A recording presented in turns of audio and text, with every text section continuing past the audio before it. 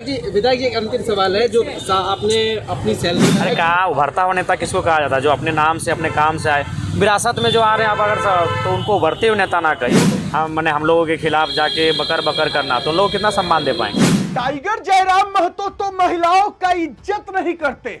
Tiger Jairam Mahato के दिल दिमाग में महिलाओं के प्रति सम्मान नहीं है। नहीं, हम नहीं कह रहे हैं, ऐसा ही आरोप लगाते हैं कुछ लोग, बेशर्म लोग जिनको टाइगर की सच्चाई नहीं पता है। वो लोग टाइगर जयराम महतो को कहते हैं कि इनके दिल दिमाग में महिलाओं के प्रति कोई इज्जत नहीं है, महिलाओं के प्रति कोई सम्मान नहीं है, महिलाओं को गलत नजर से देखते हैं। बेशर्म बेहाया लोग ये आरोप टाइगर जयराम महतो पर लगाते हैं।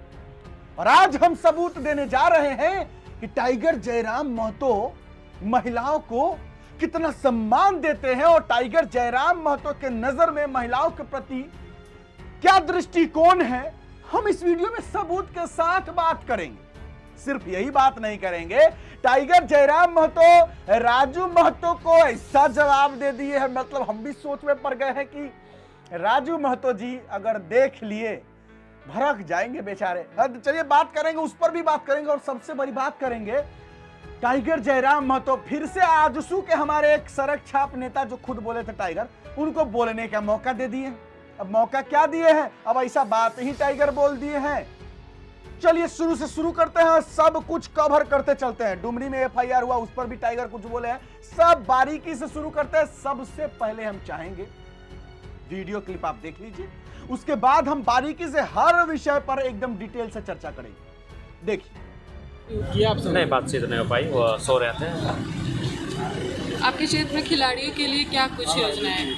तो सबसे पहला बात जाननी कि खिलाड़ियों को हमारे क्षेत्र में थोड़ा सा अभाव है, उसके लिए सरकार को तो अपनी ओर से पहल करनी होगी। दूसरा, विधायक होने के नाते हम तो करेंगे ही। और चूँकि धनबाद बोकारो की जो सीमा है वहाँ हम लोग हमारे यहाँ खिलाड़ी जनरली देख रहे हैं फुटबॉल में निकलते हैं, हॉकी में निकलते हैं, तो उसके लिए फ़िलहाल जो है वो दक्षिणी छोटानागपुर है। उत्तरी छोटानागपुर वहाँ क्रिकेट खेलते हैं और क्रिकेट में कोई स्कोप नहीं दिखता है राष्ट्रीय अंतर्राष्ट्रीय स्तर पर। वहाँ हम लोग गाँव देहात में खेलते हैं, हार्डली डिस्ट्रिक्ट पे आते हैं। तो सरकार उन चीज़ों को प्रमोट करे, खेल का मैदान, तीरंदाजी बहुत सारे खिलाड़ी हैं, बहुत सारे खिलाड़ी हैं जो अन्य चीज़ों में जिन खेलों को हम जानते नहीं है ठीक से, लेकिन वहाँ प्रोत्साहन की आवश्यकता है। उन्हें प्रोत्साहित मिलेगा तो निसंदेह अच्छा करेंगे और हम भी सपोर्ट करेंगे।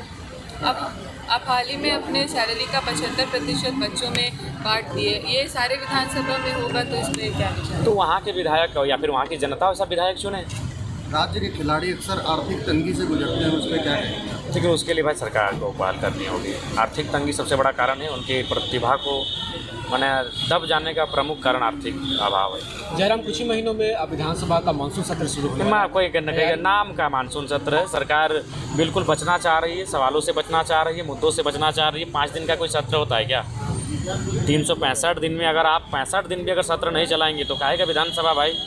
19 दिन का बजट सत्र चला, इस बार 5 दिन का चलेगा। 19 और 5 हो गया आपका 24, और फिर आएगा ठंडा में 5 दिन का 29 दिन का। आप 1 महीना सत्र नहीं चला पा रहे हैं, वर्किंग डे नहीं कर पा रहे सत्र का, तो काहे क्या मतलब? ये नाम का सत्र है। जयराम, कई विभाग के बारे में ऐसा खबर आया थी और उन्होंने बजट में जो आवंटित बजट है उसको खर्च नहीं किया, जिसमें कृषि विभाग भी शामिल है। देखिए, उनमें वो लोग खर्च इसलिए नहीं कर पा रहे कि उनके पास कोई प्लानिंग नहीं है, और जिन प्लानिंग है तो उनके पास इच्छा शक्ति नहीं है, इसलिए वो खर्च नहीं कर पा रहे। इच्छा शक्ति होनी चाहिए, सेवा भाव होना चाहिए, सेवा भाव नहीं है। राजगद्दी विरासत में मिल जाती है, सेवा भाव विरासत में नहीं मिलता, उसके लिए जनता के बीच रहना पड़ता है। वो सक्षम नहीं है, सब रांची चले आते हैं दौड़ के। विधायक जी, डुमरी में आपके ऊपर एफआईआर का आरोप होगा। प्रत्येक 30 दिन में एक नया एफआईआर लगेगा, क्योंकि ऐसा विधायकी झारखंड में हुआ नहीं था। अच्छा, उस विधायकी से लोग घबरा रहे हैं। विधायक जी, एक अंतिम सवाल है जो आपने अपनी सैलरी का योगदान जो दिया है छात्रों के लिए लेकर, उसी में आपके ही क्षेत्र के एक नेता है जो उभरते हुए, उन्होंने आरोप लगाया। अरे कहा उभरता हुआ नेता किसको कहा जाता है? जो अपने नाम से अपने काम से आए, विरासत में जो आ रहे हैं आप अगर तो उनको उभरते हुए नेता ना कहिए, उनको कहिए विरासत में गद्दी को संभालने के लिए आएंगे। आप खुद ज़मीन से जुड़े हुए हैं और ज़मीन से जुड़ के आगे बढ़े हैं। हाल ही में आपका एक इंटरव्यू देखा था, उसमें आपने छात्र नेता के बारे में कहा था सड़क छाप नेता, क्या ये सही है? नहीं सर, वो छात्र नेता रहता तो हम ऐसा क्या करते हैं? वो किसी पार्टी परियोजन के लिए वो काम करता है, उसका काम ही टास्क ही दिया गया है हम लोगों के खिलाफ जाके बकर बकर करना, तो लोग कितना सम्मान दे पाएंगे? हम नेता उन्हीं को कहेंगे। आप हमारी आलोचना करते हैं तो हमारा प्रशंसा करने का हक दम रखिए। अगर हम सरकार की आलोचना करते हैं तो सरकार को ऐसा काम करे जिसका तो पीठ थपथपाए, तो आप रखिए, तब हम आपको नेता मानेंगे। चलिए अब सबूत देते हैं।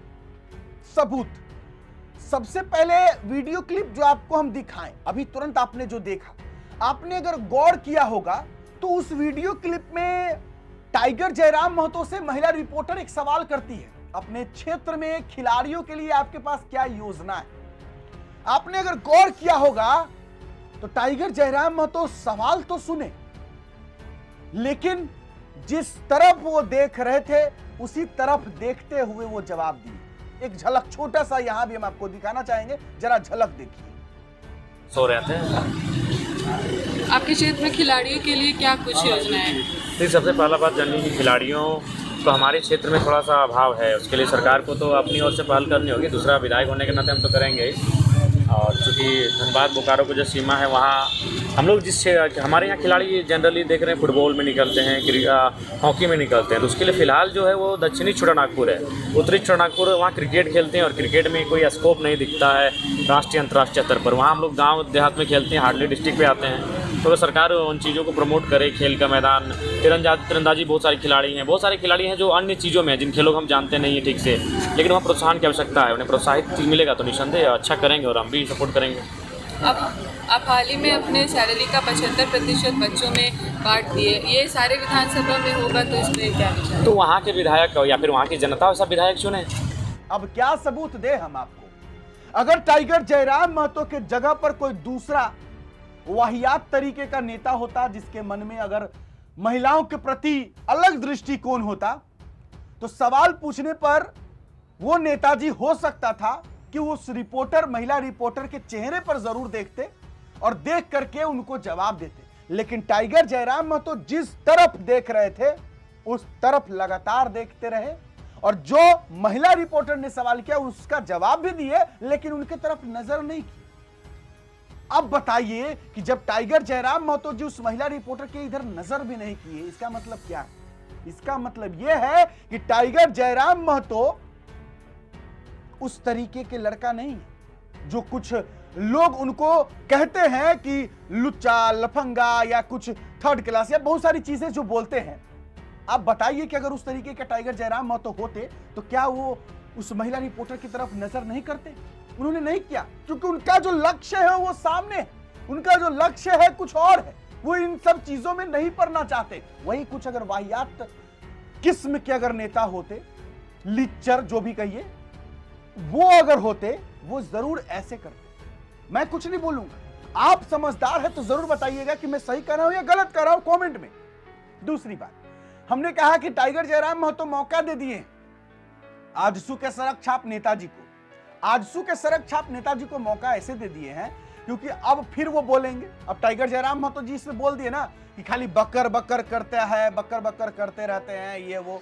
अब फिर इस पॉइंट को पकड़ करके देखिएगा कि वो नेताजी जो हैं जरूर बोलने आएंगे। कौन नेताजी? आपको पता होगा मैं किस नेताजी की बात कर रहा हूं। डुमरी में एफआईआर हुआ, उसको लेकर के टाइगर जयराम महतो जी बोले, आपने सुन ही लिया उसमें मैं क्या कहूं। और तीसरी बात, जाते जाते आपको राजू महतो जी को लेकर के जो कहे कि टाइगर सही कहे गलत कहे, क्योंकि राजू महतो अपने दम पर नहीं, राजू महतो जी के पिताजी विधायक थे, मंत्री थे, उनके माताजी विधायक रही कुछ दिन।